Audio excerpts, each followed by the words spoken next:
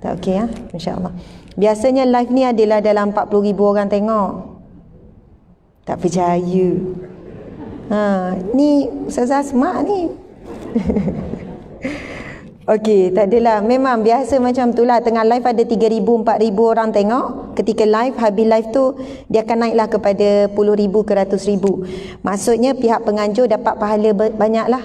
Sebab menganjurkan majlis ilmu, kemudian ada ramai lagi pula yang dapat manfaat sama. Masya Allah, Alhamdulillah. Sahabat-sahabat di live, saya sekarang sedang berada di di satu tempat Masya Allah di Kuantan dengan membawa tajuk yang sangat indah, iaitu bina syurga di dunia untuk syurga di akhirat. Dua hati, satu matlamat, satu cita-cita, macam itulah lebih kurang ya tajuk. Okey, subhanallah, alhamdulillah, terima kasih kepada pihak penganjur yang saya hormati, yang saya muliakan, DSP Nur Azman bin Paimin, ajutan Brigade Tenggara PGA. Maksud ajutan tu macam ketua macam tu lah ya. Masya Allah ya tuan. DSP Ismail bin Siddiq, penolong pegawai pemerintah Batalion 9 PGA. Bila sebut batalion tu kan, naik bulu roma. Kalau tengok cita-cita Mak Saleh ke cita apa kan, batalion, macam hebat sangat lah tu.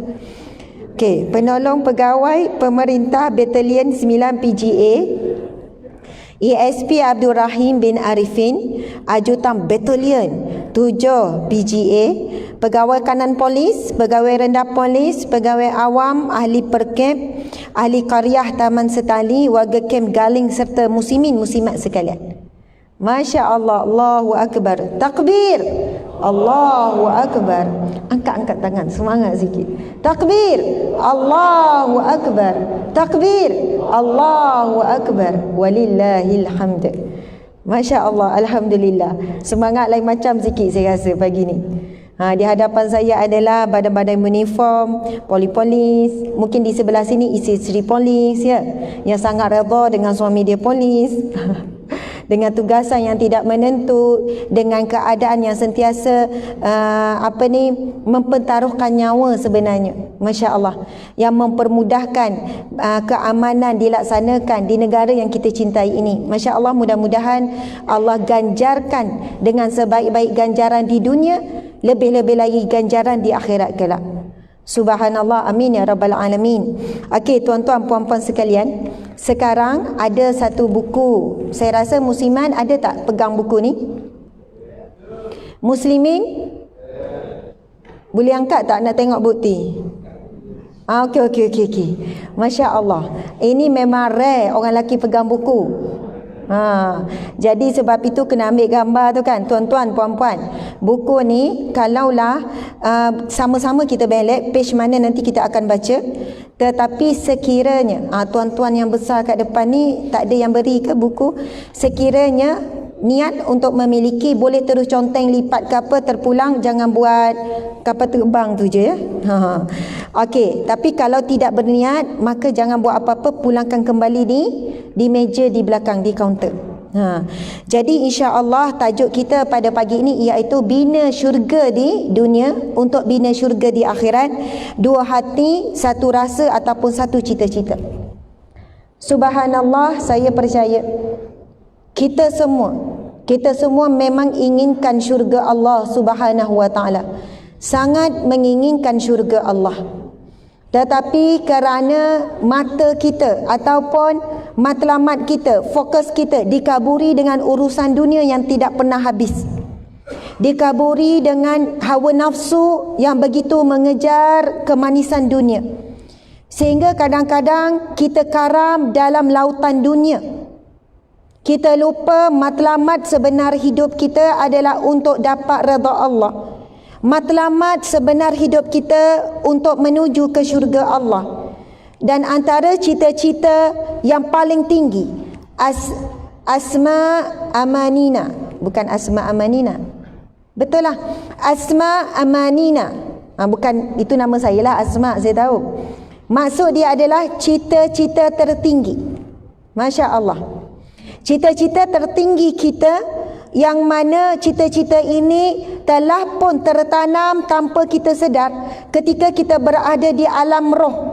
Ketika kita berada di alam roh, di alam rahim, kita mempunyai cita-cita dan matlamat hidup untuk dapat redha Allah, hidup untuk dapat pertolongan Allah, bila mati dalam redha Allah, dan kita nak menuju ke syurga Allah.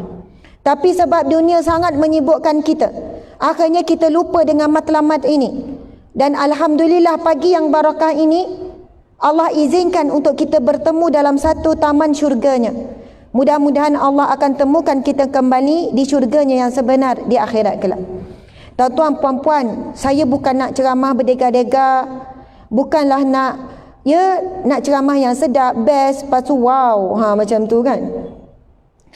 Matlamat ataupun tujuan utama sekurang-kurangnya semua yang hadir tidak terkecuali seorang pun dapat rasa sikit pun jadilah, dapat sentuhan sedikit pada hati kita itu, dan tolong rehatkan sekejap minda kita daripada fikirkan tentang dunia, sebab sekarang kita sedang berada di salah satu taman syurga Allah.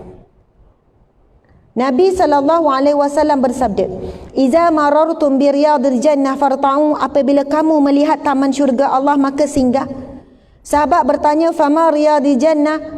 Di manakah itu taman syurga ya Rasulullah? Rasulullah menjawab, "Hilakuz zikri," majlis zikir, majlis ilmu. Saya nak tanya di sini, siapa yang ingin masuk syurga Allah? Angkat tangan. Angkat tinggi-tinggi. Macam nak tak nak je. Polis ke tak polis ke kena semua pagi ni. Okey, jatuhkan. Masya Allah.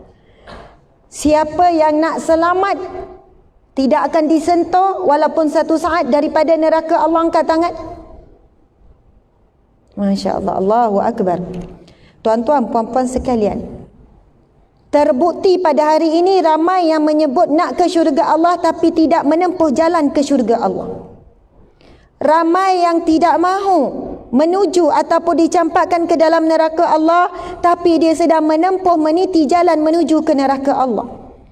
Dia masih lagi tidak menunaikan solat dengan sempurna. Masih ada solat tak solat. Dia masih lagi tidak menyempurnakan wuduk. Dia masih lagi tidak menyempurnakan auratnya. Dia masih lagi bertangguh untuk menjadi suami yang baik. Masih lagi bertangguh menjadi isteri yang baik.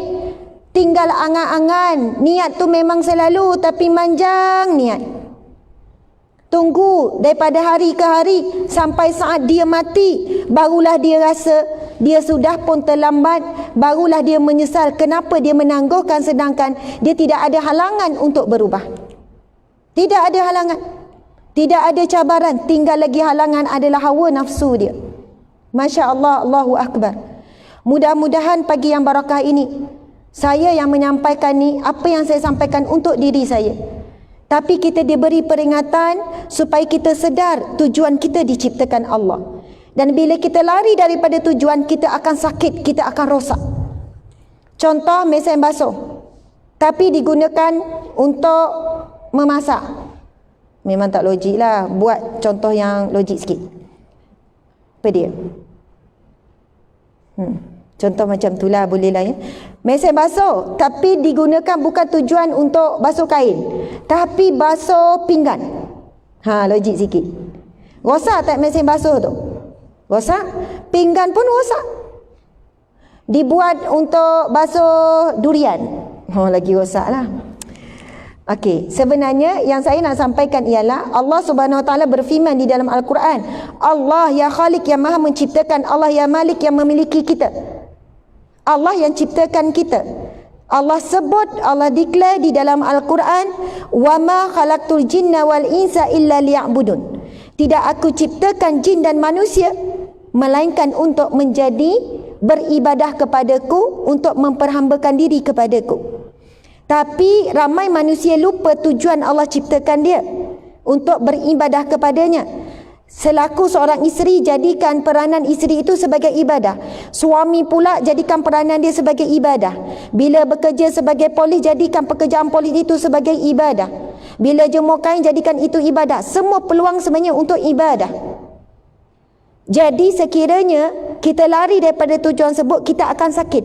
Sebab itu hati mula tak tenang. Sebab itu bila datang ujian mudah jatuh, mudah rebah, mudah kelekosah dan sebagainya. Sebab kita lari daripada tujuan asal kita diciptakan, iaitu untuk mempenghambakan diri, untuk mengabdikan diri kepada Allah Subhanahu Wa Taala. Dan ciri-ciri orang yang menepati tujuan Allah ciptakan, ketika saat hidupnya daripada pagi sampai tidur balik, bahkan tidur dia pun dalam ketaatan kepada Allah dan dia tidak melakukan maksiat kepada Allah. Itu ciri-cirinya. Bila kerja, integriti tinggi. Bila kerja, amanah, jaga masa, buat kerja bersungguh-sungguh. Walaupun dia tidak dipuji oleh manusia, bos pun tak pandang, tak tahu dia kerja teruk, bos tak tahu. Tapi Allah ya basir, yang maha melihat. Allah ya syahid, yang maha menyaksikan. Allah ya hasib, yang maha menghitung. Allah akan balas walaupun sebesar biji zarah kebaikan yang kita lakukan. Sebab itu untuk memenuhi kriteria yang Allah nak lebih mudah daripada kita nak memenuhi kriteria yang manusia nak. Untuk dihargai oleh Allah lebih mudah daripada untuk dapat perhargaan manusia. Itu janji Allah di dalam Al-Quran. فَمَنْ يَعْمَلْ مِثْقَالَ ذَرَّةٍ خَيْرًا يَرَهُ. Barang siapa yang melakukan sebiji zarah kebaikan, akan diberikan ganjaran, akan diperlihatkan. Sebab apa? Allah ya basir, Allah yang maha melihat, Allah ya sami', Allah yang maha mendengar. Bahkan lintasan hati kita Allah dengar. Bila hati kita ni tengok ada orang susah, kita pun terlintas, ya Allah aku nak tolong tapi aku tak ada duit. Dapat pahala dah. Niat nak tolong. Ya Allah, kesiannya tengok orang susah, pemudahkanlah dia. Tengok orang sakit, dalam hati terlintas. Mulut tak tercakap, segan, tak reti nak sebut, tapi hati tu terlintas.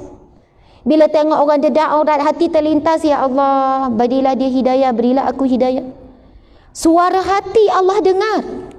Ada orang dia malu nak zikir pada mulut, tapi hati dia sentiasa zikrullah. Hati dia tu astaghfirullah, astaghfirullah, astaghfirullah. Allahu Akbar, Masya Allah. Nak menjadi hamba Allah, kalau kita tahu cara, subhanallah, ia sebenarnya lebih mudah. Kerana apa? Siapa yang ingin benar-benar jadi hamba Allah, memperhambakan diri kepada Allah, Allah akan permudahkan, Allah akan tolong. Tetapi masalah kita ialah kita menjadikan dunia ini, kita jadi hamba kepada dunia. Hamba kepada duit, hamba kepada harta, hamba kepada isteri, hamba kepada suami, hamba kepada anak. Maksud hamba di sini adalah kita letakkan apa yang kita buat untuk dapat pengiktirafan, pujian. Kalau tak dapat, kita kecewa. Untuk dihargai oleh manusia. Memang itu keperluan emosi kita, dihargai, disayangi, dibalas, cinta dan sebagainya. Tapi saat kita tidak dapat, masa itu motivasi kita terbesar, ya Allah. Ketika aku mencintai pasanganku, pasanganku tidak balas, aku percaya, ya Allah, Engkau telah membalas dengan kasih sayangmu. Sebab Allah sangat mencintai orang yang mengasihi, orang yang memberikan kasih sayang. Kalaulah manusia tidak terima, kita yakin Allah telah melihat kasih sayang yang kita cuba berikan dan Allah berikan ganjaran. Ketika kita berbakti kepada suami, suami berbakti kepada isteri, tetapi pasangan buat tak tahu, bahkan puji orang lain, bahkan tiba-tiba mungkin pasangan curang dan sebagainya. Kita tahu yang memberi pahala bukan suami, tapi Allah beri kita pahala. Yang memberi sebaik-baik ganjaran yang kita tidak akan mampu untuk fikirkan, iaitu syurga, adalah Allah. Allahu Akbar, subhanallah. Jadi sebab itu orang-orang yang faham tentang tujuan dia diciptakan, dia tak akan mudah untuk rebah dengan ujian Allah. Dia tahu apa yang Allah telah aturkan hidup dia, itu sebenarnya asbab untuk Allah masukkan kita ke syurganya. Sebab itu saya tanya tadi tu kan, siapa nak masuk syurga Allah? Semua angkat tangan, semua nak syurga Allah. Tapi ketahuilah Allah lebih kuat untuk masukkan kita ke dalam syurganya. Dan untuk masuk ke dalam syurga Allah, Allah lebih tahu bagaimana caranya. Kita nak ke syurga Allah bukan dengan cara kita, bukan dengan cara kita berfikir ataupun cara kita buat, tetapi dengan kita redha dengan cara Allah nak masukkan kita ke syurganya. Sebab itu perjalanan hidup kita berliku-liku. Perjalanan hidup kita kadang-kadang bukan apa yang kita suka. Kalau kita suka sekian-sekian, tapi yang berlaku apa yang kita tidak suka, rupanya itu mungkin apa yang Allah suka untuk kita. Allah berfirman di dalam Al-Quran, Bismillahirrahmanirrahim. Wa asa an takrahu syai'an wa huwa khairul lakum wa asa an tuhibbu syai'an wa huwa syarrul lakum wallahu ya'lamu wa antum la ta'lamun. Sadaqallahul azim. Boleh jadi apa yang kamu suka itu ia buruk bagi kamu, dan boleh jadi apa yang kamu tidak suka itu ia amat baik bagimu. Allah sebut, ketahuilah Allah Maha mengetahui, kamu tidak tahu apa-apa. Masya Allah, subhanallah. Sekarang kita nak buka buku kita ni untuk mencapai maksud perbincangan tajuk kita hari ini. Nak bina syurga di dunia untuk syurga di akhirat sana. Dua hati, satu cita-cita, ataupun satu rasa, macam tu lah ya. Okey. Sekarang buka terus muka surat. Sekejap, tadi saya dah pilih. Muka surat 27. Bukan, muka surat 109, bab yang ke-27.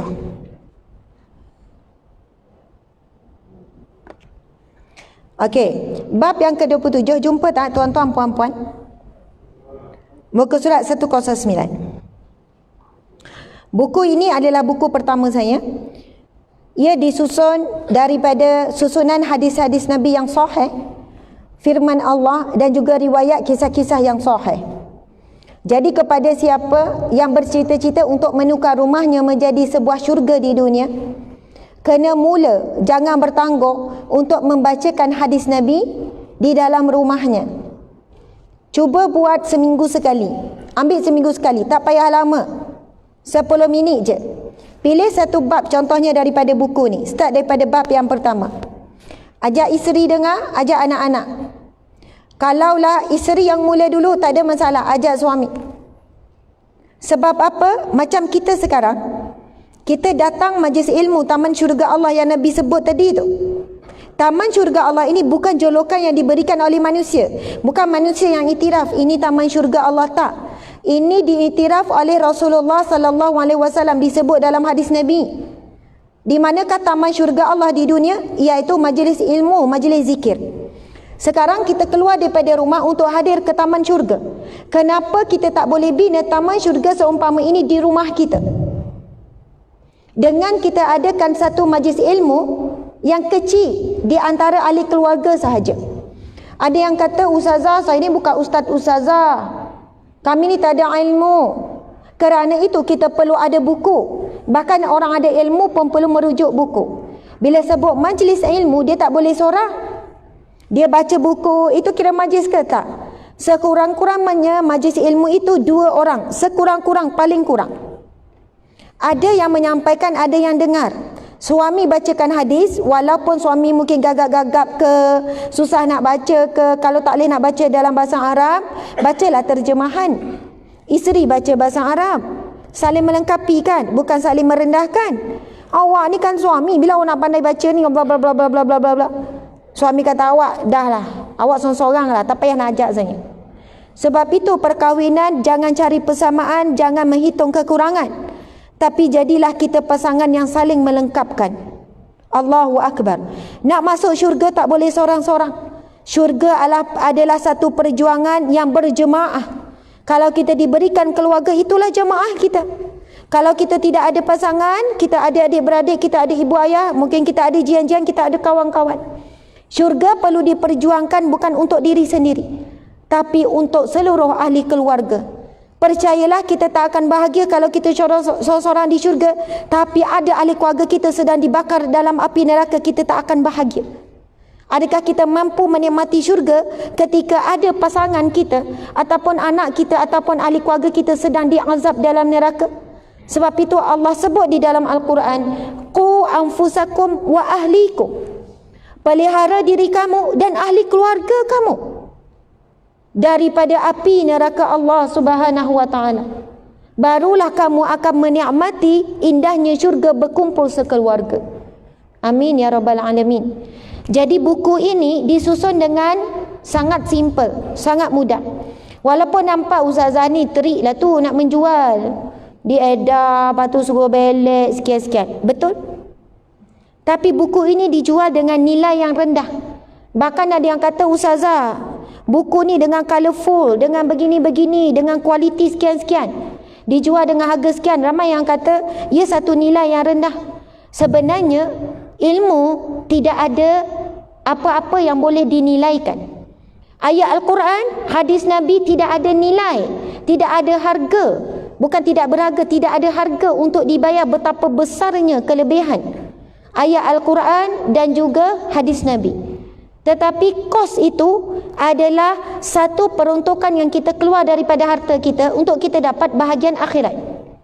Satu harta, sedikit harta yang kita keluarkan daripada bahagian dunia untuk bahagian akhirat. Siapa yang mula membuat majlis ilmu di dalam rumahnya, suami baca, isteri dengar, gilir pula isteri baca, suami dengar, 10 minit je, tak payahlah nak tunggu kita jadi alim ke apa, sebab kita semua adalah orang yang diberi ilmu masing-masing. Jangan kita kufur dengan nikmat Allah dengan kita asyik sebut, saya tak ada ilmu, saya tak ada ilmu. Habis tu daripada kecil, sekolah rendah, sekolah menengah, sampai dah masuk pergi macam-macam kursus, ceramah macam-macam, takkan tak ada ilmu langsung. Kita pasti ada ilmu masing-masing. Tinggal lagi kita tidak amanah dengan ilmu dan kita tak nak kejar menjadi orang yang menyampaikan ilmu. Sebab itu Nabi SAW bersabda. Nabi bersabda, "Iza mata bani Adam", bila mati anak Adam, bila kita mati, kita akan mati, kita akan mengembuskan nafas yang terakhir. Kita pasti akan mati, tuan-tuan puan-puan sekalian. Sebab itu orang yang yakin tentang mati, dia akan pegang 3 perkara yang Nabi sebut ni. Bila mati anak Adam, in qata'a amaluhu illa min salas, akan terputus segala pahala amalan kecuali 3. Orang yang berbuat persiapan untuk mati, dia pegang 3 perkara ni. Nabi sebut yang pertama, sadaqatun jariyah, sedekah yang pahalanya mengalir. Beli buku boleh niat sedekah ataupun wakaf. Setelah kita mati, kalau anak cucu kita baca, pahala tetap mengalir untuk kita sebab harta kita yang beli dimanfaatkan untuk orang lain. Kemudian yang kedua, al-ilmu yuntafa'u bih, ilmu yang bermanfaat. Sama ada ilmu itu pertama kita beramal ataupun kedua kita menyampaikan. Sebab itu tolong latih diri kita untuk suka menyampaikan ilmu.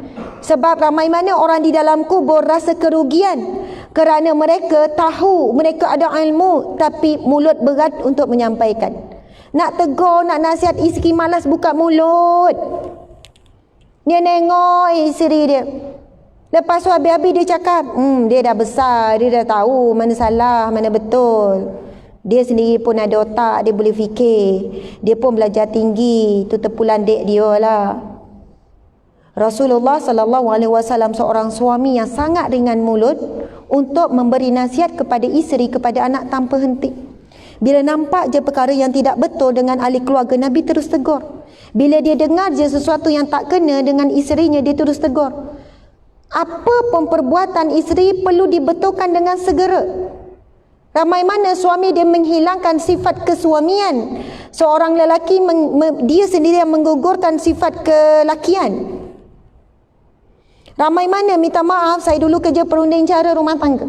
Suami mengadu kepada saya, "Ustazah, saya ni bukan tak nak jadi suami yang baik sekian-sekian. Tapi kalau saya cakap sepatah, isi menjawab 10 patah, Ustazah." Tak kira dah ni macam-macam orang datang kan. Polis, askar, macam-macam lah. Yang jadi bodyguard badan sasa tapi kena bully dengan isteri. Masya Allah. Macam-macam kes. Sebab saya ketua unit, banyak kes VIP, banyak kes hardcore yang saya kena handle. Yang staff tak boleh nak handle. Masa tu, antara suami sebut, "Ustazah, keputusan semua dia yang buat. Apa-apa, saya ni nak kena ikut dia." Habis tu saya ni sebagai suami tak ada kuasa ke nak buat keputusan? Soalan macam tu kan. Ramai orang lelaki rasa macam tu. Saya pun bukan sebab nak bela orang perempuan ya, kita kena adil. Ada ketikanya memang saya bela orang lelaki. Bila benar-benar isteri yang melakukan kesilapan. Tapi saya tanya, "Cik, sebelum kahwin, yang buat keputusan ataupun yang menentukan siapa? Encik ke bakal isteri? Isteri encik sekarang ke encik?" Contohlah macam ni kan, orang perempuan orang lelaki jujur lah. Contoh bab apa? Sebelum kahwin, urusan pasal hantaran contohnya. Ramai orang perempuan kan orang lelaki fikir. Orang perempuan. Orang lelaki dia akan jawab, "Terpulanglah pada awak. Apa yang awak suka, saya pun suka. Terpulanglah, saya sokong." Awak ini kad kahwin ni macam mana ni? Awak nak A ke awak nak B? Terpulanglah, mana baik bagi awak, baik bagi saya. Awak, kita punya kenduri ni kita terpulanglah, mana baik bagi awak, baik bagi saya. Ayat tu kekal beberapa tahun selepas nikah juga. Awak, anak kita nak hantar sekolah mana-manalah yang awak fikir baik, baiklah. Awak nak pergi jalan mana hujung minggu ni, mana-manalah, saya tukang bawa saya tekan minyak. Awak, kita nak makan kat mana-mana, saya ikut je. Awak minggu ni dah balik rumah mana? Tak apalah, ikut awak lah. Minggu lepas balik mana? Ni. Awak, baju raya ni nak warna apa? Mana-mana, pilihan awak yang terbaik, saya ikut je. Semua benda serah kepada isteri daripada awal nikah. Daripada perkara-perkara yang kecil sampai perkara-perkara yang besar. Sehingga pernikahan dah menganjak mungkin 5 tahun, 10 tahun, 11 tahun. Ketika itu barulah suami rasa ego bila isteri asyik buat keputusan. Barulah suami ni dia memperjuangkan hak dia. Isteri kata, Ustazah, memang daripada belum kahwin sampai awal kahwin, saya bukan tak rujuk dia, tapi semua dia serah pada saya. Berapa lama encik serahkan keputusan semuanya untuk isteri fikir? Sebab apa? Senang, tak payah fikir, biar isteri semua fikir. Bila isteri semua fikir, isteri juga buat tindakan. Isteri juga buat persiapan. Berapa lama encik biarkan isteri buat semua ni? Lebih kurang 10 tahun.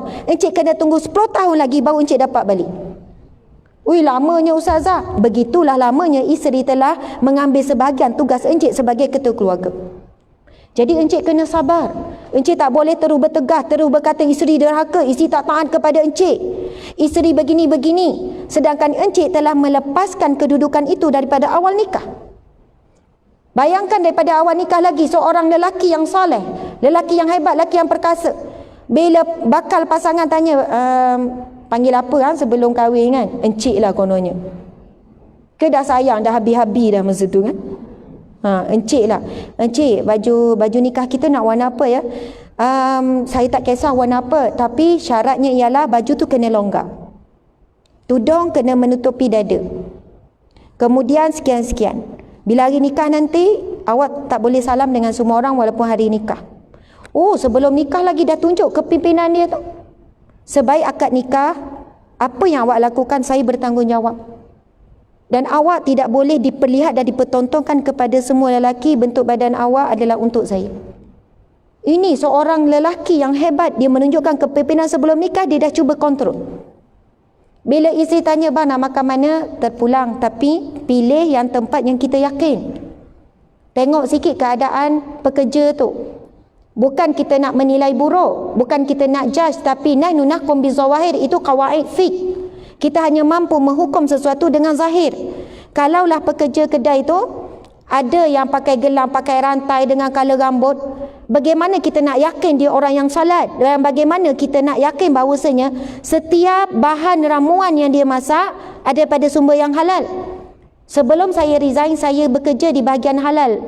Buat audit, buat penguatkuasaan, pergi rush tengah malam, pagi, petang. Saya jumpa ramai, banyak premis makanan walaupun diusahakan oleh Muslim, tetapi bahan ramuan syubhah, bahkan ada yang haram.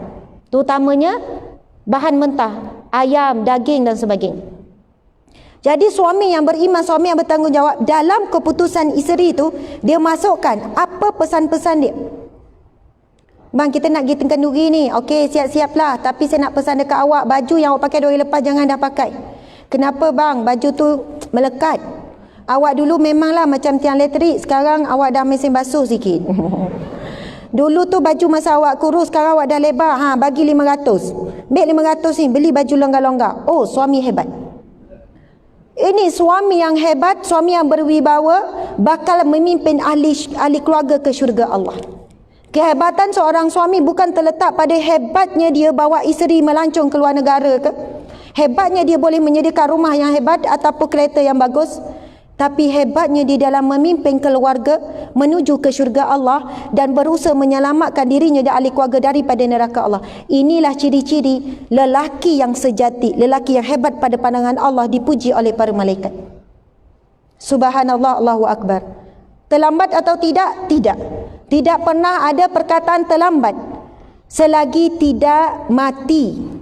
Ustazah, saya dah kahwin berapa tahun, dah terlambat kot. Saya baru nak didik isteri saya buat nak berubah. Tak ada istilah terlambat. Masa saya handle masalah kaunsel rumah tangga walaupun kahwin 20 tahun, saya kata encik, step pertama. Apa encik perlu buat? Dan encik jangan fikir bagaimana perubahan akan berlaku, Allah akan beri. Antaranya adalah mulakan majlis ilmu di dalam rumah. Ustazah, saya tak ada ilmu. Beli satu buku. Biasanya saya sarankan pergi cari kitab hadis 40. Dan kalau buku ini pun boleh dijadikan dah buku ataupun kitab untuk majlis ilmu di rumah. Saya kata baca bab yang pertama isteri dengar. Ustazah, apa yang akan berlaku nanti? Wallahu alam. Tetapi yang pasti rahmat Allah turun dalam rumah tangga kita apabila kita membacakan hadis Nabi SAW. Bila kita mengadakan majlis ilmu taman syurga Allah di rumah kita, bukan hanya kita pergi keluar daripada rumah untuk ke taman syurga di luar, tetapi kita mula membina taman syurga di rumah sendiri. Insya-Allah ujian, masalah, bahkan mungkin sihir, gangguan jin dan sebagainya boleh keluar perlahan-lahan. Kerana saat kita mengadakan majlis ilmu, ketika itu malaikat rahmat turun untuk bersama-sama di majlis ilmu yang kita bina di rumah kita. Mula-mula tak nampak lagi kesan. Mungkin kali ketiga, minggu ketiga, mungkin minggu keempat, wallahu alam, dia buat lagi. Lama-lama Allah menaukkan hati kembali suami isteri ini. Allah menundukkan hati tersebut untuk memuliakan suaminya. Allah menundukkan hati anak-anak untuk mentaati ibu ayahnya. Kerana hati manusia bukan manusia yang pegang, Allah saja yang pegang. Sebab itu Allah berfirman di dalam Al-Quran, innaka la tahdi man ahbabta. Kamu tidak akan mampu memberi hidayah kepada orang yang kamu cinta. Kamu tidak boleh ubah. Innallaha yahdi man yasha. Sesungguhnya Allah yang memberi hidayah, petunjuk kepada siapa yang dia mahu. Dan sekiranya kita buat sesuatu yang apa yang Allah suka, insya-Allah rahmat Allah akan turun. Dan Allah akan memberikan jalan keluar di atas setiap kesulitan kita. Wa may yattaqillaha yaj'al lahu makhraja. Barang siapa yang takwa, yakin, percaya, beriman kepada Allah, yaj'al lahu makhraja. Allah akan memberikan baginya jalan keluar. Masya-Allah. Allahu Akbar. Okey, bila nak baca tu kan Ustazah? Okey, insya-Allah cuba tengok muka surat 109, muka surat 27. Kita ada lebih kurang 3,000 tengok bersama dengan kita sekarang. Ustazah semangat sikit pagi ni ceramah depan polis ni. Okey, lipat tudung elok sikit. Okey. Okey, bismillahirrahmanirrahim. Cuba kita lihat. Ketetapan Allah itu yang terbaik. Tuan-tuan puan-puan sekalian, Allah tetapkan kita lahir daripada perut ibu mana, itu yang terbaik. Tak usahlah kita kadang-kadang kenapalah ni mak, ini dia ni jadi mak aku. Kalau lah lahir anak raja kan seronok. Contohlah kan, kau pemain suri lah keluar dari perut main-main suri ke kan. Bagaimanapun ibu kita, walau sedih macam mana pengalaman kita dibesarkan oleh seorang ibu yang mungkin banyak sangat melukakan hati kita. Saya sebut begini sebab saya masuk dalam masyarakat, saya perunding cara, saya kaunselor. Ramai mana anak kecil dia membesar sehingga dewasa dengan kesakitan yang dalam, kesan daripada ibu ayah yang zalim, yang membesarkan dengan penderaan contohnya, yang membesarkan anak dengan caci maki, maki hamun segala jenis binatang. Sebab itu bila saya jumpa orang yang kuat maki hamun, saya kesian. Dulu saya rasa geram, kita rasa sekian-sekian. Seseorang yang mulut suka maki hamun, macam-macam binatang keluar kat mulut, bukan kucing yang keluar. Kalau kucing ke, lipas ke, cicak ke, tak adalah luar biasa sangat kan. Ini binatang yang digunakan untuk maki hamun. Dulu saya rasa macam kita tak diberi peluang untuk memahami. Tapi bila jadi perunding cara, bila saya jumpa maki hamun keluar, saya kata, puan kenapa macam ni puan, maki suami sampai macam ni sekali. Bukan dia buat panggilan manja. Kan bila sebut anjing, babi, walaupun lembut tak manja. Dia tak akan jadi babi. Dia tak akan macam tu lah. Sebab kadang depan saya dia maki hamun suami, kadang tengok dalam mesej. Bila saya tanya, cik berapa lama nikah? 10 tahun. Anak berapa orang? 3 orang Ustazah. Encik boleh tahan ya isteri maki hamun macam ni? Memang Ustazah belum kahwin dah kena maki. Habis tu encik, kenapa encik boleh tahan? Ustazah, anak isteri saya ni memang dibesarkan dengan maki hamun. Daripada kita geram, kita kesian. trauma, mental torture daripada kecil oleh ibu bapa. Dia kata, ustazah, kami balik kampung sekarang pun kalau mak ayah dia nak marah, maki hamun lagi. Apa yang isteri saya keluarkan mulut, itu yang dia kena daripada kecil. Sebab itu orang yang dibesarkan dengan kasih sayang lemah lembut, dengan didikan agama yang baik, dia takkan maki hamun. Kecuali orang yang dibesarkan dalam suasana begitu. Sama juga pendera. Pendera akan melahirkan pendera yang lain. Orang yang dibesarkan dengan kasih sayang lemah lembut, dia tak akan mudah nak pukul anak orang lain, takkan. Dia mesti ada latar belakang keluarga. Subhanallah, sebab itu kepada siapa yang menempuh perjalanan membesar yang sangat menyedihkan, tolong maafkan ibu ayah. Tolong lepaskan. Sebab kalau kita selalu bawa beban itu, sampai ke hari ini kita tak boleh menempuh jalan depan yang bercahaya. Contoh macam ni lah. Ini ringan je. Contoh saya duduk bawa air 5 kilo. 5 kilo pula. 5 liter. 5 liter besar lah kan? 5 liter air. Saya duduk bawa ke mana-mana. Ada orang pula dia berjalan tak bawa apa-apa beban. Siapa lagi laju perjalanan? Faham tak maksud saya? Orang yang tak bawa air itulah lagi laju. Yang ni kejap penat, letak, berhenti.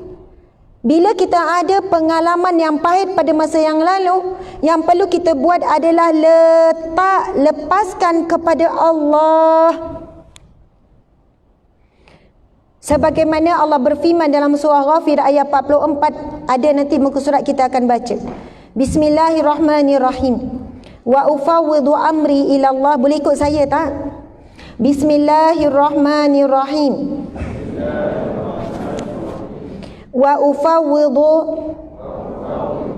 amri ila Allah. Innallaha basirum bil ibad. Daku menyerahkan urusanku, kesedihanku, kedukaanku, kebimbanganku, kesempitanku, ketakutanku, duka citaku, impianku, keinginanku kepada Allah. Sesungguhnya Allah Maha mengetahui, Maha memahami keadaan hamba-hambanya. Allahu Akbar, subhanallah. Bila ada kenangan yang pahit, sama ada daripada ibu bapa ke, daripada kawan-kawan ke, daripada pasangan ke, tolong letak, serahkan kepada Allah dan maafkan. Itulah yang membantu masa depan kita yang bercahaya. Itulah yang akan memberikan sinar bahagia untuk masa depan kita. Kita tidak ada pilihan yang lain untuk kita dapat masa depan yang bahagia, yang tenang, melainkan memaafkan masa lalu. Tapi kalau kita tidak memaafkan, kita tidak meletakkan, kita akan membawa beban itu dan perjalanan kita sangat perlahan. Perjalanan menuju bahagia, menuju tenang, menuju jaya, kejayaan, dia akan jadi perlahan dan kita sangat penat. Allahu Akbar, subhanallah. Yang menghalang kita untuk memberi maaf tidak ada yang lain, hanyalah ego kita sebagai manusia. Kadang orang cakap pada saya, ustazah tak faham, ustazah duduk tempat saya. Betul, saya tak duduk tempat tuan, saya tak duduk tempat puan. Tapi saya duduk di tempat saya juga ada ujian, saya juga ada struggle saya. Setiap manusia tidak lepas daripada ujian Allah, cuma berbeza cara. Sebab itu Allah tak letak saya di tempat puan, sebab mungkin ujian puan tu saya tidak mampu tanggung. Dan kenapa Allah tidak letak puan di tempat saya? Sebab mungkin ujian saya puan tak mampu tanggung. Ini janji Allah, la yukallifullahu nafsan illa wus'aha. Tidak akan dibebankan setiap nyawa yang bernyawa melainkan yang sekadar kemampuan. Allah yang Maha mengetahui, Allah yang mengukur kadar ujian masing-masing. Okey, muka surat 109. Ketetapan Allah itu yang terbaik. Sahabat, jangan sesekali ragu dengan ketetapan Allah. Jangan putus asa dengan usaha yang belum nampak hasilnya. Kadang kita usaha tu, usaha ni, zikir tu, zikir ni, sedekah dah buat itu, ini, pergi kursus macam-macam, tapi tak nampak hasil. Teruskan sahaja dengan keyakinan bahawa setiap usaha pasti akan ada hasil. Tak akan Allah sia-siakan. Tiba masanya Allah akan tunjukkan, atau mungkin untuk di syurga kelak. Subhanallah, Allahu Akbar. Kadang-kadang apa yang kita dapat hari ni hasil usaha kita 10 tahun yang lepas. Masa kita usaha 10 tahun lepas tak berjadi. Usaha berniaga tak jadi, buat itu bankrupt ini ni. Rupanya bila kita kenang-kenang balik, ya Allah bang, ya Allah yang, contoh kan borak suami isteri. Apa yang kita nikmati hari ni mungkin hasil daripada yang kita lalui 10 tahun yang lepas. Mungkin apa yang kita usahakan 15 tahun yang lepas. Sebab Allah paling tahu bila waktu yang tepat hasil usaha kita akan diberikan hasilnya. Dan kalaulah diberi hasil di dunia lalu kita jadi orang yang kufur dengan nikmat, mungkin Allah tangguhkan untuk diberi hasil di akhirat kelak, di syurganya. Okey, cuba kita tengok lagi. Jangan berlama terpaku di hadapan pintu yang tertutup. Sambungan di belakang. Ketuklah dan cuba buka pintu yang lain. Pasti akan ada satu pintu yang jauh lebih baik yang Allah sediakan untuk kita. Renungi firman Allah Subhanahu wa taala yang saya bacakan tadi, yang kita bacakan. Boleh baca sama-sama? Okey, bismillahirrahmanirrahim. Baca ya semua, muka surat 110. Wa asa an takrahu syai'an wa huwa khairul lakum.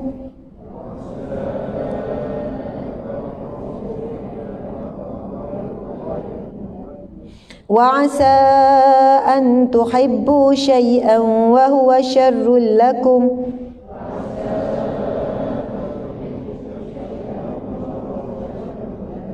Wallahu ya'lamu wa antum la ta'lamun.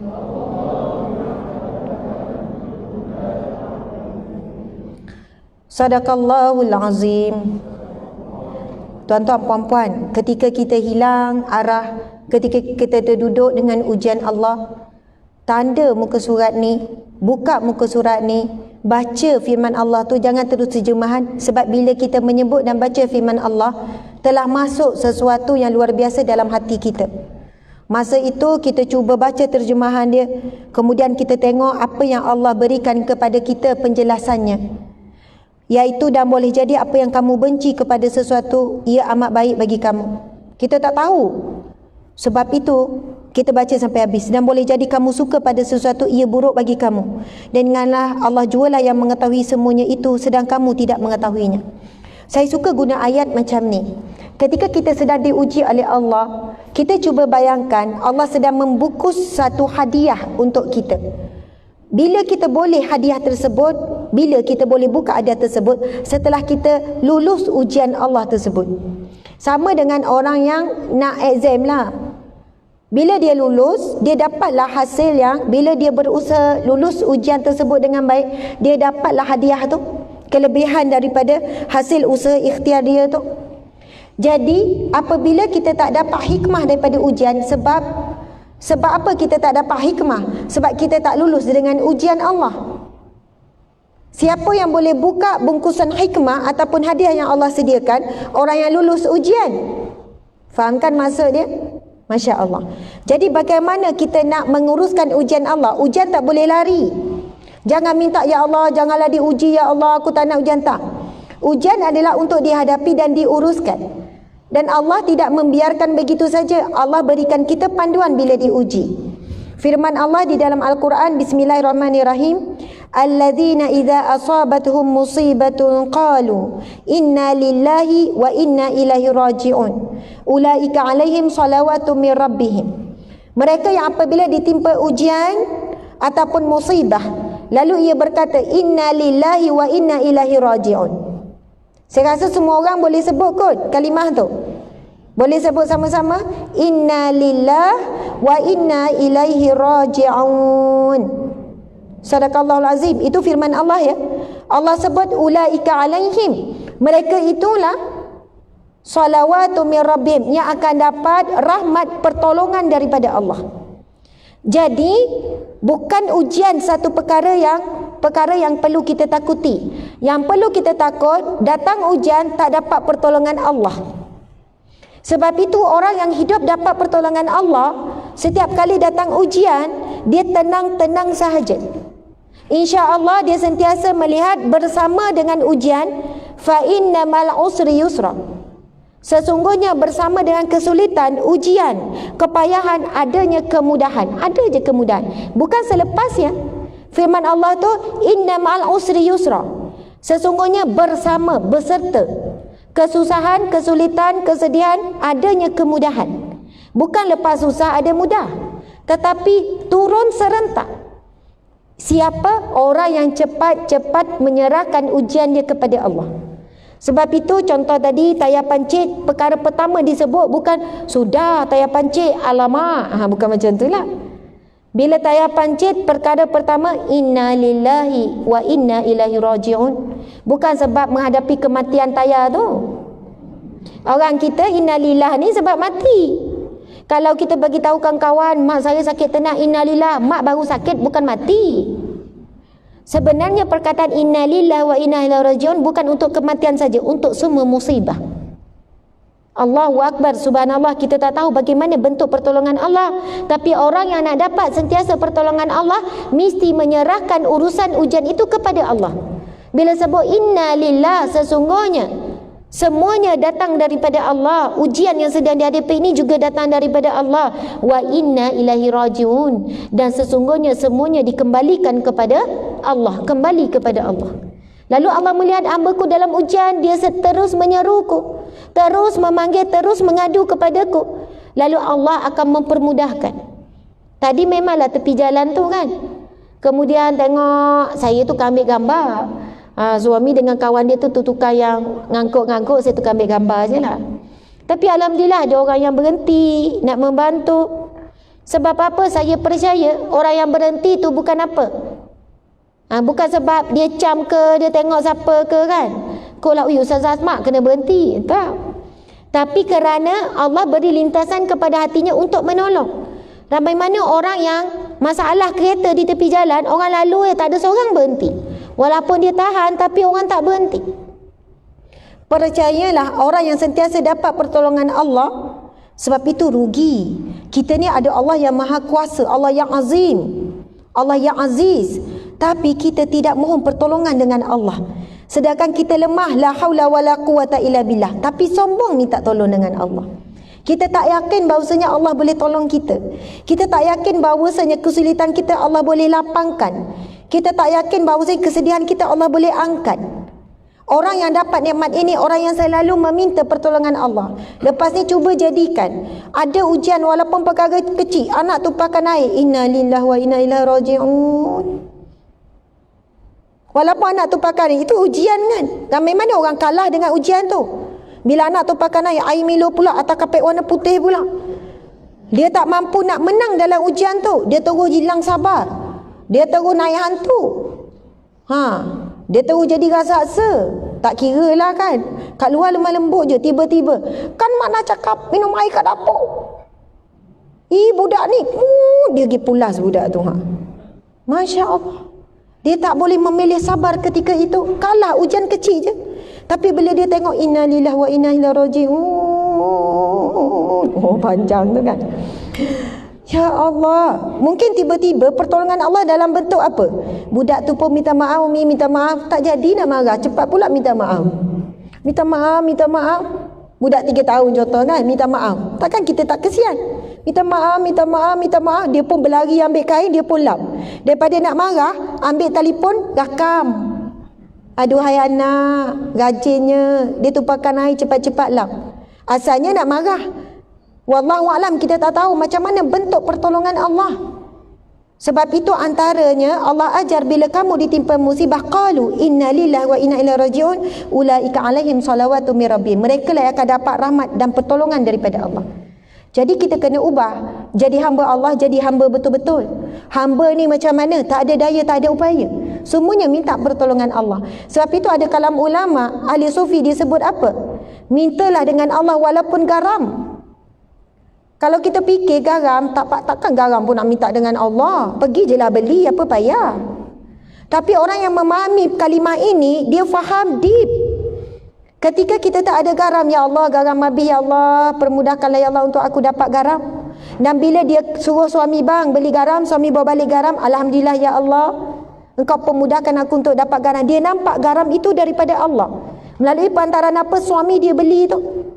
Tapi manusia hari ini, termasuklah saya, kadang terputus merasakan semua yang kita dapat hari ini datang daripada Allah. Kerana apa? Kita besarkan kemampuan manusia, kudrat manusia. Sebab kita rasa kita lah yang bawa kereta sampai selamat, sampai lupa bila sampai, alhamdulillah ya Allah, selamat sampai. Dah 20 tahun, 30 tahun bawa kereta, yang menjaga kita selama ini Allah ya Hafiz, yang maha menjaga. Allah ya Muhaimin, yang maha mengawasi. Allah ya Salam, yang maha sejahtera, beri kita selamat bawa kereta sampai hari ini. Tapi kita duduk rasa kita lah yang sebab kita bawa kereta hati-hati, kita yang menjamin. Ramai mana orang yang bawa kereta hati-hati tapi tetap dilanggar oleh orang yang bawa kereta tak hati-hati. Subhanallah, Allahu Akbar. Sebab itu kalam ahli sufi kata, mintalah dengan Allah walaupun garam. Sebab garam benda yang murah, tak perlu beria nak minta doa, kita boleh pergi beli je. Tapi kita nak merasakan bila saat kita dapat garam ataupun dapat sesuatu, kita dapat itu daripada Allah. Allah izinkan melalui perantaraan suami kita yang pergi beli, ataupun anak kita, ataupun kita belilah. Masya Allah. Okey, sambung lagi ya muslimin muslimat. Sentiasa perbaiki diri dan istiqamahkan diri untuk kita tergolong dalam golongan orang yang sentiasa bersyukur apabila dapat nikmat maupun ujian. Sesungguhnya setiap yang berlaku ada hikmah di sebalik kedua-duanya. Bersyukur dan jangan mengeluh. Subhanallah. Okey, sekarang buka muka surat 29. Minta maaf, 115 bab yang ke-29. Saya rasa masa saya mungkin dah habis ya. 10.30 kan masa saya. Saya diberitahu saya sehingga 10.30. Tapi tadi sebab mula lambat, boleh ke 10.45? Ke kena sampai surat saman. Kan depan saya ni polis ni kan, tiba-tiba kena saman. Boleh ke tuan-tuan pengarah? Boleh ya? Ketua batalion, kan dia bawa satu batalion kan, suruh saya keluar. Okey, subhanallah. Muka surat 115 bab yang ke-29. Jatuh kerana manusia, bangkitlah kerananya. Sahabat, sebenarnya yang paling banyak menyakiti diri sendiri adalah bisikan yang bermain dalam fikiran. Tuan-tuan, puan-puan sekalian, sebenarnya yang banyak menyakiti hati kita, diri kita, melemahkan semangat kita, suara fikiran kita sendiri ataupun bisikan syaitan dan sebagainya. Kita yang membenarkan kata-kata manusia yang menghina kita itu untuk beri bekas dalam hati kita. Ada seorang wanita, hari tu menangis-nangis jumpa saya. Ramai sangatlah yang menangis tu kan. Jumpa perempuan kan suka menangis. Dia kata, Ustazah, saya perit, saya susah nak bahagia sekian-sekian. Kenapa? Saya duduk dengan mertua. Kenapa mertua Ustazah, mertua kasar, mertua suka menghina saya, mertua sekian-sekian. Macam mana Ustazah kadang saya lepaskan marah pada suami, pada anak-anak jadi mangsa. Mertua sangat menguji sabar saya sekian-sekian. Memang cabaran berat sebenarnya. Kau dapat mertua yang misali, yang solehah lain. Masya Allah, duduk pula satu rumah. Rumah patutnya rumahku syurgaku, dah rasa macam rumahku nerakaku kan. Jadi sebaliknya. Lepas tu dia kata, Ustazah, macam mana saya nak buat, macam mana nak ubah mertua saya? Saya kata perkara paling susah nak dibuat dalam dunia, ubah manusia lain. Jangan tanya saya tip nak ubah mertua, nak ubah suami, nak ubah anak. Habis tu, Ustazah, macam mana? Puan kena ubah diri puan. Macam mana Ustazah nak ubah diri saya? Saya kata puan kena ubah mindset dan puan kena anggap mak mertua tu sakit. Oh, macam tu ya Ustazah. Anggap mak mertua saya sakit. Dia sihat tapinya. Kalau dia sakit, dia tak kuat nak maki hamun tu kan. Saya belajar perkara ni daripada ayah saya. Ayah saya ajar saya. Ketika saya mula masuk dalam medan dunia dakwah, saya menghadapi kejian, cacian, maki hamun. Bukan main-main maki hamun. Maki yang teruk-teruk, dahsyat. Binatang-binatang, sumpah seranah, macam-macam. Musuh di medan dakwah berbeza. Kita ada musuh masing-masing kan. Kita ada hater yang tetap kerja dia memang menambah kebencian je. Buat orang benci je. Tapi kadang orang tak perasan benda ni. Saya tahulah, saya menghadapinya kan. Tapi ayah saya didik tanam benda ni daripada saya rasa saya remaja lagi kot. Daripada saya wallahualam. Tapi dia kata macam ni, Asma, kalau berhadapan dengan orang yang menyakitkan hati kita, kalau kita dah muhasabah diri kita, kita tak buat salah, bukan nak perasan kita betul ke apa. Kita anggap orang tersebut sakit, barulah kita tak sakit. Lepas tu ayah bagi satu contoh. Bayangkan kalaulah ada orang sakit jiwa kan, orang yang sakit mental duduk di rumah bahagia untuk duduk, itu penceramah sesi kedua ya, minta maaf. Ya tuan, penceramah. Masya Allah, tuan bolehlah duduk depan lah. Malu saya, segan. Tengok penceramah sesi kedua dah sampai. Minta maaf tuan penceramah, insya-Allah. InsyaAllah, kejap lagi saya habis ya. Kan kot diambil mic ni kan tiba-tiba. Masya Allah. Jadi, ayah saya kata, pertama, bayangkan kalau orang doktor pakar sakit jiwa kan, dia menghadapi pesakit mental.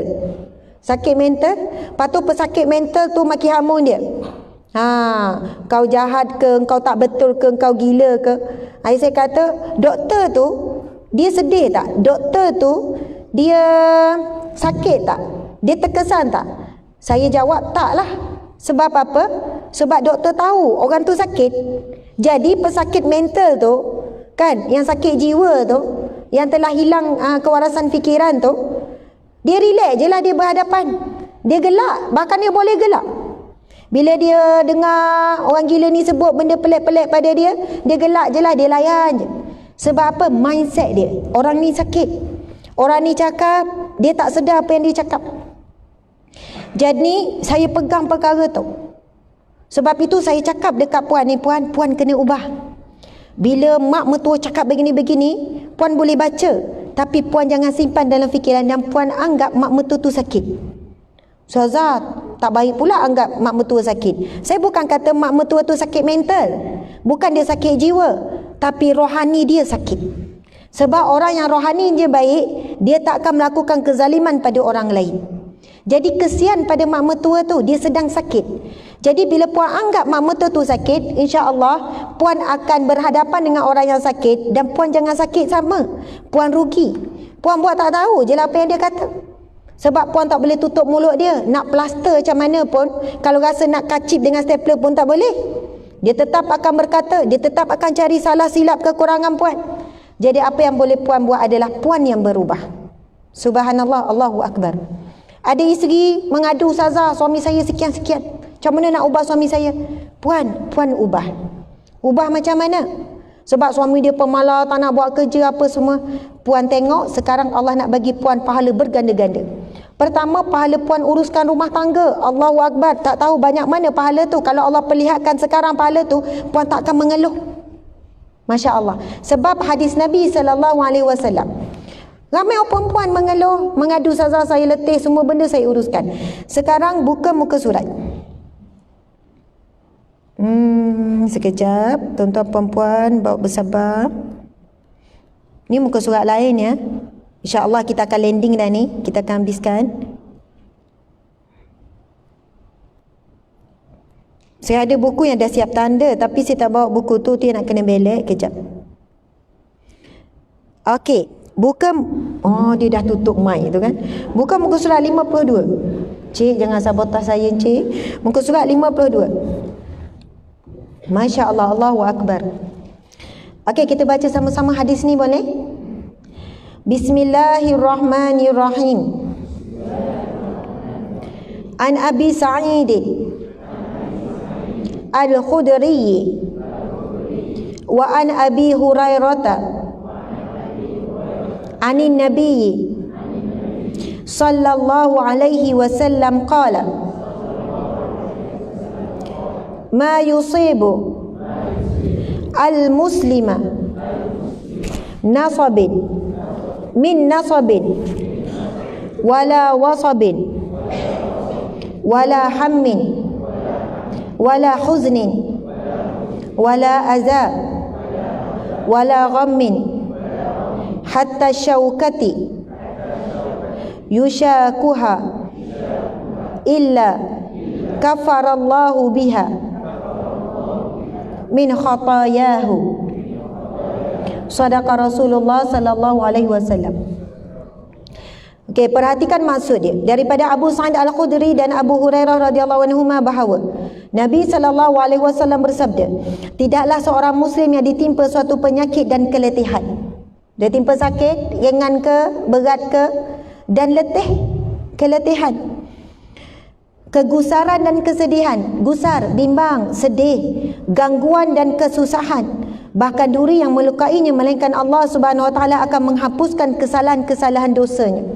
Hadis riwayat Bukhari. Subhanallah, Allahu Akbar. Muslimin muslimat sekalian, hadis ini motivasi yang sangat hebat bagi orang yang beriman. Siapakah orang yang beriman? Orang yang percaya dengan janji Allah. Bayangkan dia, kita orang perempuan ataupun orang lelaki, biasa polis ni raja-raja ni lelaki-lelaki yang hebat ni. Dia pantang balik rumah, dia mesti cari kerja. Betul tak tuan-tuan? Assalamualaikum, yang ada kerja tak? Macam tu kan. Sebelum balik dia dah pesan, baju tu jangan lipat, tinggalkan saya.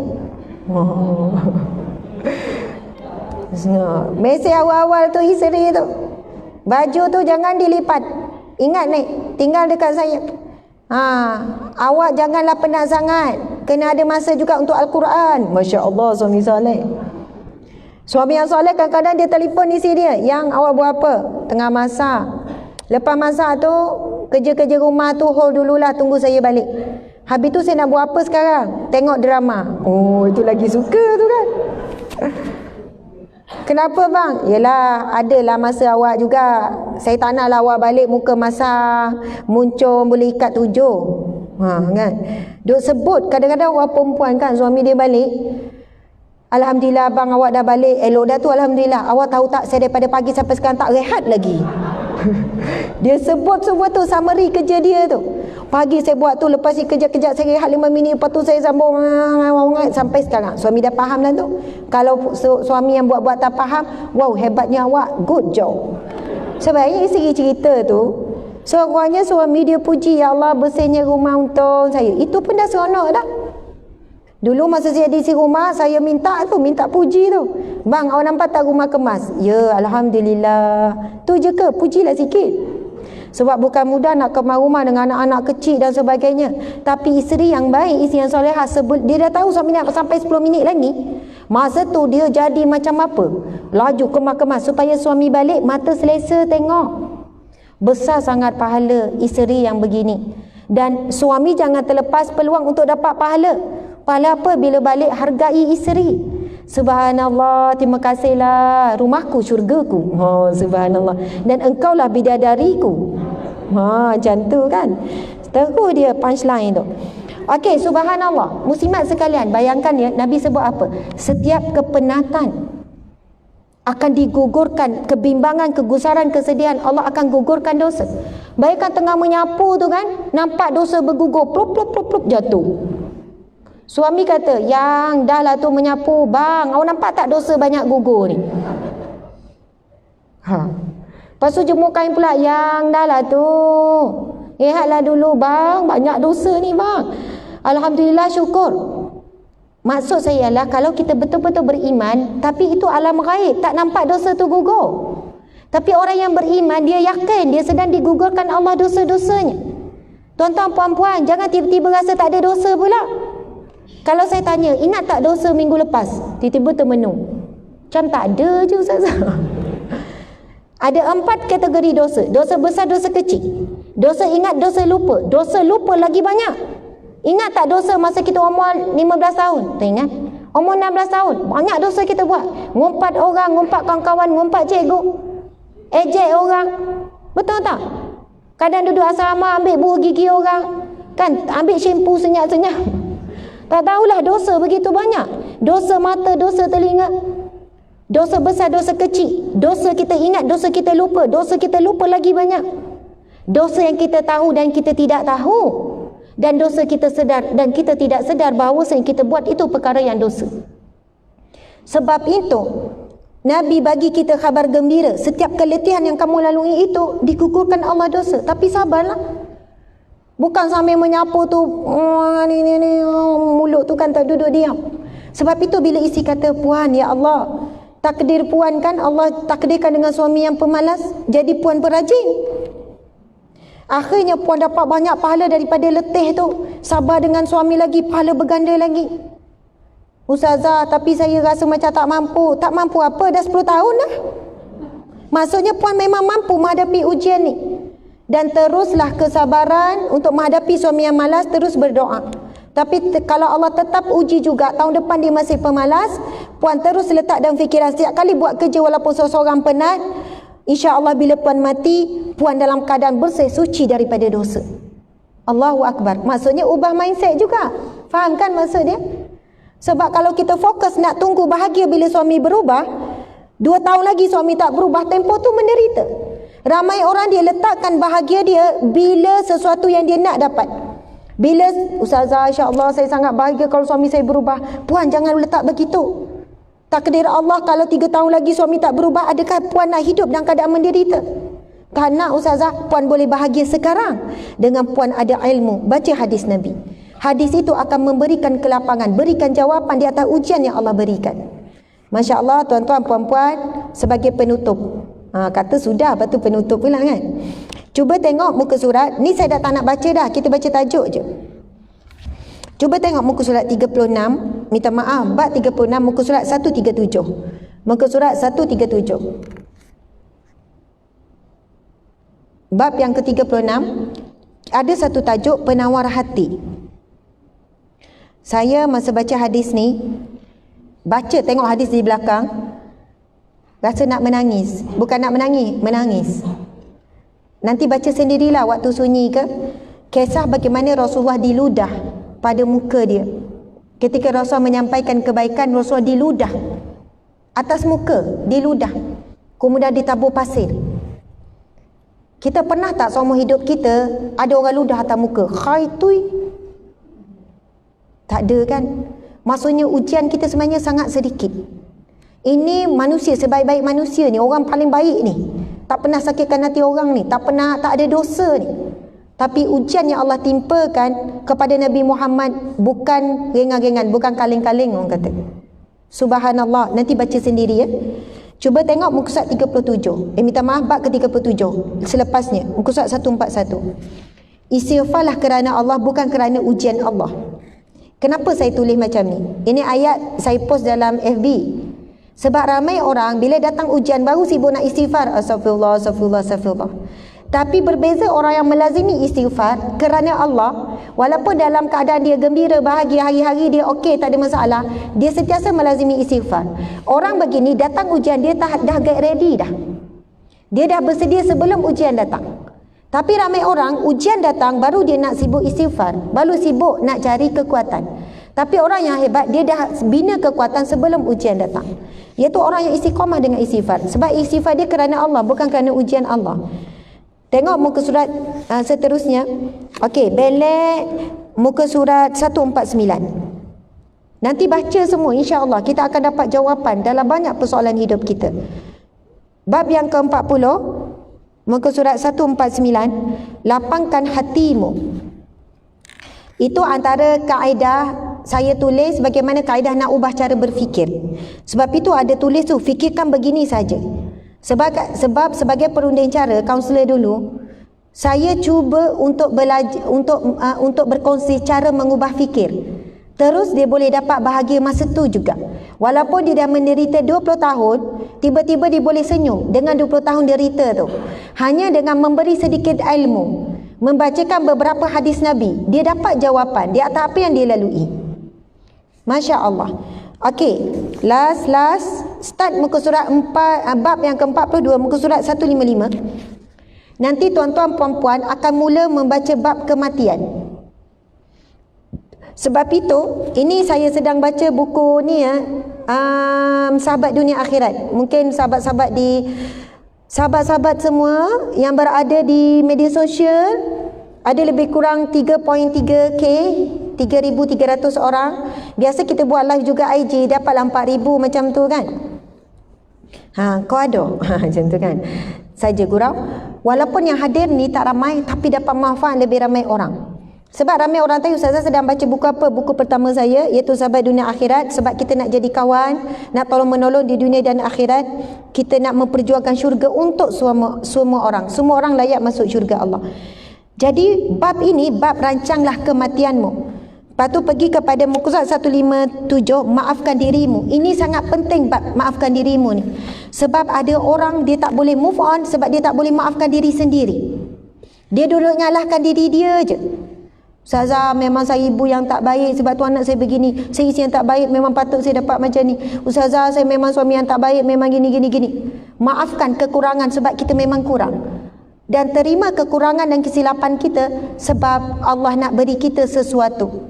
Untuk kita belajar, untuk kita jadi hamba Allah yang bertaubat dan mohon ampun dengan Allah. Tengok bab yang satu, muka surat 161, muka surat 44. Penyelamat daripada azab kubur. Nanti akan jumpa satu kisah yang mana para sahabat bina khemah di atas kubur. Seronok tuan-tuan puan-puan, balik rumah, panggil anak isteri, baca. Sebab apa? Buku ini disusun satu bab dalam 3 muka surat, 4 muka surat saja. Saya cuba susun supaya sesuai untuk semua lapisan. Dan keterangan yang dibuat, ayat dibuat mudah faham. Sebab itu ada orang yang mu'alaf pun, bila orang hadiahkan dia kata, ustazah, saya baca banyak buku agama Islam tapi lagi baca lagi tak faham. Mu'alaf baru belajar Islam. Ini pengakuan beberapa orang mu'alaf jumpa saya. Dia kata, alhamdulillah buku ustazah ni saya mudah faham dan saya mudah amal. Dan saya tak rasa diri saya teruk sangat. Dan saya tak rasa saya ni manusia yang terlalu berdosa ke apa ke. Memang kena rasa berdosa, tapi sentiasa ada harapan untuk kita bahagia dunia dan akhirat. Muka surat bab yang seterusnya, bersedia atau tidak kita tetap akan mati. Dan yang terakhir, kembalilah kepada Allah, muka surat 46. Nanti akan jumpa yang kita baca sama-sama itu pada muka surat 173. Muka surat 173 iaitu ayat surah Ghafir ayat 44 tadi itu. Boleh baca ketika sujud lepas solat. Ayat surah Ghafir ayat 44. Bismillahirrahmanirrahim. Wa ufawwidu amri ilallah innallaha basirun bil ibad. Subhanallah, ada terlalu banyak kisah. Nanti tuan-tuan puan-puan cuba baca kisah yang saya bawa dalam buku ni. Bagaimana ayat itu telah mengubah banyak orang. Bukan saya ubah, Allah lah yang ubah. Saya pantaran saja. Pantaran untuk menyampaikan, dan rizki orang itu yang nak dapat ilmu tu Allah memang tetapkan untuk dia. Saya pantaran saja. Saya bukan ada apa-apa boleh bagi kesan, tidak. Semua kesan kebaikan daripada Allah. Masya Allah. Sebab tak ada sebab lah, bukan sebab. Cuma sebagai penutup sungguh-sungguh khulasah. 2 hari lepas hari lahir saya. Tiba-tiba kan 22 September, ini 24 September kan, 2 hari lepas hari lahir saya yang ke-37. Saya lahir pada 22 September 1983. Masya Allah. Walaupun nampak macam 17. Tu teruk sangat tu, macam budak SPM kan. Masya Allah, alhamdulillah, dan kesyukuran kepada Allah masih dipanjangkan umur sehingga hari ini, alhamdulillah. Dengan itu kita berkongsi bahagia ini, kesyukuran ini. Setiap buku bermula pada 22 September sehinggalah 30 September. Buku dan semua produk, sama ada beli secara terus ataupun online, boleh pergi ke galeri Ustazah Asma Harun. Boleh pergi kepada tengok page Ustazah Asma Harun. Ni follow tak saya sebenarnya? Wajib follow ya tuan-tuan puan-puan. Kita akan cek nanti dekat pintu sebelum keluar. Sebab setiap jualan kita adalah untuk gerakan dakwah kita. Kita ada lebih kurang dalam 30 staff. Sebahagiannya buat full time untuk kerja dakwah. Mu'alaf yang baru masuk Islam sampai graduate mu'alaf tu. Masuk graduate adalah sampai mu'alaf tu boleh solat dengan sempurna, boleh baca Quran. Itu perlu pengorbanan yang besar daripada aktivis kita. Sebab pergi ke rumah dia, ngajar dia daripada zero, daripada alibata sampai boleh baca Quran. Sebab itu kita gerakkan daripada sumbangan orang ramai kerja dakwah ni, dan kepada non-muslim pun kita buat kerja dakwah. Dan macam-macam lagi bentuk kebajikan yang kita buat. Masya Allah, tabung pendidikan, tabung perubatan dan sebagainya. Dulu kita bergantung kepada sumbangan orang ramai untuk gerakkan kerja dakwah. Tapi setelah beberapa ketika, kita perlu jana dengan ekonomi. Sebab tu beria berniaga. Kalau sebab untuk tujuan dunia dah cukup. Maksud untuk makan minum dah cukup dah. Tapi kerana keperluan akhirat, keperluan dakwah yang begitu besar, dengan kita guna ramai staf untuk fokus kerja dakwah, jadi kita gerakkan jihad ekonomi kita. Sebab itu setiap jualan dan setiap pemberian, pembelian adalah pemberian. Dan insya-Allah setiap gerakan kerja dakwah kita akan dapat pahala sama kepada tuan-tuan puan-puan sekalian. Dan sempena hari lahir, semua buku adalah 10%. Ia sebenarnya banyak, bunyi macam 10%. Contoh seperti buku ni, Kembara Menuju Allah. Jadi sahabat-sahabat di online pun boleh juga. Boleh cari bagaimana nak beli online. Buku Kembara Menuju Allah ni ada 4 set lengkap. Nanti tengok dekat luar sana. Dan sementara ada masa, saya akan tunggu di luar untuk sign autograf dan sebagainya, Masya Allah. Harga dia 150, set lengkap, ada 5 buah buku dalam ni. Dia start daripada kita lahir sampailah kita mati. Buku yang terakhir, Ya Allah kepadamu aku kembali, bab kematian, alam barzah, persiapan untuk husnul khatimah dan sebagainya. Jadi insya Allah harga dia 150.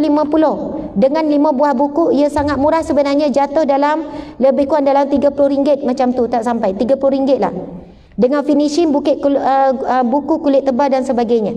Tapi harga selepas perpersaing hanya 135. InsyaAllah ia satu pelaburan yang berbalik untuk dunia akhirat. Sambil menyumbang kepada gerakan kerja dakwah, boleh jadikan buku ini pun semua hadis yang sahih, himpunan kisah-kisah, boleh jadikan satu buku untuk ditadabbur ataupun dibaca di dalam rumah untuk bina majlis ilmu taman syurga di rumah. Subhanallah, alhamdulillah. Terima kasih saya ucapkan. Saya mohon maaf kepada ketua batalion, bos kita, pengarah, Masya Allah, kepada semua pegawai-pegawai polis, pegawai kanan, kiri, atas, bawah, Masya Allah, isteri-isteri yang hadir. Saya mendoakan mudah-mudahan kita semua Allah kurniakan kebahagiaan yang sebenar, kebahagiaan di hati, iaitu rasa redha dengan setiap ketetapan Allah, bersangka baik dengan Allah. Kemudian kita akan dapat redha Allah, insya-Allah. Mudah-mudahan Allah berikan kita sebuah keluarga di dunia dan keluarga yang sama juga di syurga Allah. Amin ya rabbal alamin. Subhanallah. Sekian, wabillahi taufiq wal hidayah. Assalamualaikum warahmatullahi wabarakatuh. Terima kasih banyak-banyak, masya-Allah. Terima kasih. Terima kasih ya. Mohon maaf salah dan silap. Mudah-mudahan bermanfaat. Okay, finish.